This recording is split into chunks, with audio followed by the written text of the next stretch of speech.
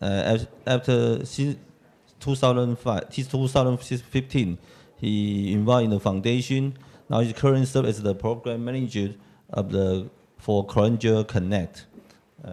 Patty, please.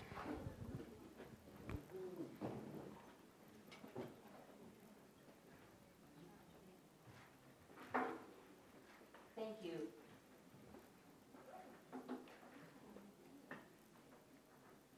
Thank you. Thank you for allowing me the opportunity to speak as a caregiver at this most distinguished conference. For those of us old enough to remember, many of us can recall exactly when we were where we were when we learned of significant international events such as 9/11 and the World Trade Center. On a personal note, a day that I will never forget is August 9th of 2013. That is a day the dark clouds came when my husband Mike was diagnosed with intrahepatic cholangiocarcinoma. Mike often shared an expression when we hit a bump in a road. He would often say to me, "You know, Patty, every day is not Christmas." But overall, life was good. We traveled.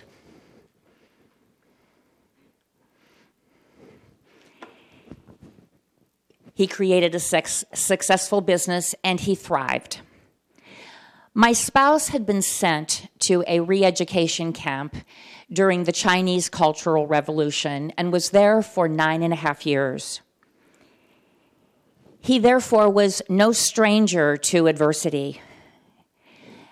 He was a fighter, but he had never experienced anything like he was about to endure.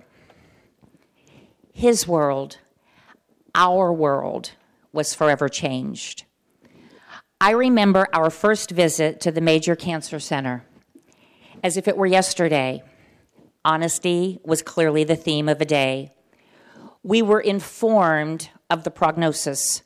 You know, things that we were beginning to really accept as our new reality, but hearing it articulated for the first time was extremely difficult. It was tough to hold back the tears. We heard, however, a comment by a physician that resonated with us. He shared that we were not going to focus on those statistics. Rather, we were going to focus on quality time. Should treatment be the direction that Mike chose to go? We were reintroduced to a word that had been deleted from our vocabulary: hope. I mean, we were not naive about the circumstances, but we were now given some confidence that there would be better days ahead, and there would be days that we could fill with cherished memories. I will readily admit that life was not easy. It was not just dealing with the physical components that presented a challenge, but there were emotional hurdles as well. You know, yet there was a positive in this circumstance. We became closer as a couple. Together, we ferried through this adversity, and we worked to change the way we were looking at the situation.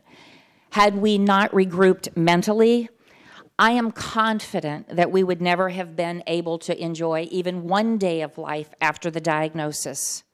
We were a team. Mike's first language was Chinese. Therefore, we labored continuously on finding the appropriate words that would best capture what he was experiencing. Communication was so important.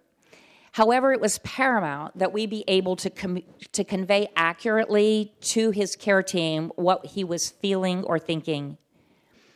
We were beginning to navigate the system with ease, and we had a fluid understanding of what was happening. The first year, I submit to you, was actually great. We had a wonderful quality. There were even some milestone events. One was this birthday, that the slide has been sitting up there. Mike turned 65. That was huge for us. Another event that we were able to do was we returned to China so that my husband could speak at a conference at what would have been his father's 100th birthday. We also enjoyed several Christmases. That was Mike's absolutely favorite time of the year. And he was able to complete a business deal. And I remember him telling the doctor he just had to live until this thing was completed. We shared many wonderful memories after the diagnosis, ones that I never would have thought possible at the outset of the journey. And we began to be more comfortable in the reality of the situation. Close to a year after our memorable trip to China, new challenges surfaced. You know, it's still emotional for me to recall the day that we learned that Mike had bone metastasis. Even more profound was the depression that made its entrance a few months later. The simplest way to say it, times were tough. But we had each other as we attempted to cope. We were together and we shared many conversations. We had time to say goodbye. We learned to accept also that every day is not Christmas, and that's okay too. It has been over 3 years now since I lost Mike, but I find comfort in the words of Kahlil Gibran. The deeper that sorrow carves into your being, the more joy you can contain. And I do find joy in the memories. I need you to know that however traumatic this journey was, there was also an abundance of beauty. Beauty because of people like you. Kindness is shown to us because of people like you. Little things you think don't matter make all the difference in the world. One kind word or gesture would change our day. Never underestimate the difference you make in the lives of others. And be certain to know that your compassion can be incredibly therapeutic. We will always remember how you make us feel. Mike and I were able to experience beauty on our path through an attending in the hospital who took the extra time to explain the results of a test following the confirmation of bone metastasis. From the pain specialist who never doubted what Mike was feeling. We also found beauty from the soft-spoken radiation oncologist. He offered to wheel Mike to his next appointment. I mean, my husband felt like a VIP for the day. It was the entire focus of the conversation on our drive home from the hospital that day. We also experienced beauty through the nurse who engaged my husband in many warm conversations, and on his final day in the clinic, offered to personally wheel him down to the emergency center for his admission. We experienced beauty from his primary oncologist, his beloved physician, who always respected Mike's wishes and allowed him a dignity that words cannot describe. There is an old Italian proverb that says, "A candle loses nothing by lighting another candle." It was in our darkest hours that we saw the brightest lights. It was individuals like you who illuminated our path. So it is warming for me to know that we are not the only people who have experienced this love. Most patients do. We are not unique. It has been an honor for me to volunteer with the Cholangiocarcinoma Foundation. I have been more than humbled by the opportunities to witness humanity at its best. Patients with this diagnosis often do not see or feel an optimism. There's cancer, and there's this cancer. When you all become the ingenious inspirers of hope, you enter into their suffering. You give them something that transcends their despair. Allow me to introduce to you Patty Corcoran. This was a friend who journeyed more than 1,800 miles for her treatment options. She never presented as a candidate for surgery, yet she was determined to do all that she could. As she used to share, it was worth traveling the distance because she was given a hope and an inspiration that served as her anchor. For years, she was able to enjoy a life that allowed her to welcome 8 grandchildren. She was provided the antidote for fear and discomforts facing her on many days. Patty was fortunate having those medical professionals on her team who subscribed to the belief that wherever there is a human being, there is an opportunity for kindness. And in those uncertain days that fast became years for her, they gave her a gift, an expectation that she had many more opportunities for her life to have purpose, and she made every day count. After 7 mostly beautiful years, treatments became more challenging, yet the love and the support remained. In addition to standard treatment, she had been a participant in clinical trials. Therefore, it was an emotional day when blood counts were going to tell her she no longer qualified for the planned study drug. After sharing that news, the physician she was seeing that day, who had taken the lead on 4 of Patty's 6 clinical trials, stood up and embraced her for a long time. This allowed Patty the tears, and in the words of her family, provided comfort and care to a patient who loved her so very much. That is the memory that Patty took away from that day. That is the memory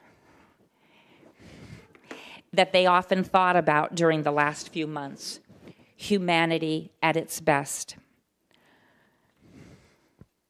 And then there is the team who helped Sarah Bennett, a young mom, patient advocate, social media warrior. She truly lived her 5 years following the diagnosis. She exuded life and was touched by so many. The love of humanity was never more evident than in the person of her caring physician who oversaw the last trial. She helped Sarah and her family navigate their storm with a gentleness in the midst of sad realities. And as the ultimate gift, this incredible provider took the time to write a letter to the family after Sarah died. Her parents chose to read it at the funeral. In it, she wrote, and I quote, "She had a light that will never go out because she lit up so many people's lives, including mine." This doctor came into their suffering. Words could never express the comfort that the family received from the sentiments of that oncologist. For me, one of the most poignant vignettes is the story of a young man who had dreams of becoming someone like you. Dr. Fernando Zambrano Berenice graduated from medical school in Monterrey, Mexico. He decided to expand his horizons by studying Hebrew and accepted an ophthalmology residency in Israel. In that 28th year of his life, the world was his. By nature, Fernando was a humanitarian, always ready to find the positive. It was not unusual that he would take the lead on how others would receive the news he was about to share. Only months into realizing his personal ambition, Fernando presented with jaundice. And upon further examination, the intrahepatic cholangiocarcinoma was found. He took it all in stride. Any fear of the diagnosis did not subdue his spirit. He continued to work, and he even rode his bicycle to chemotherapy. He found new meaning in his life.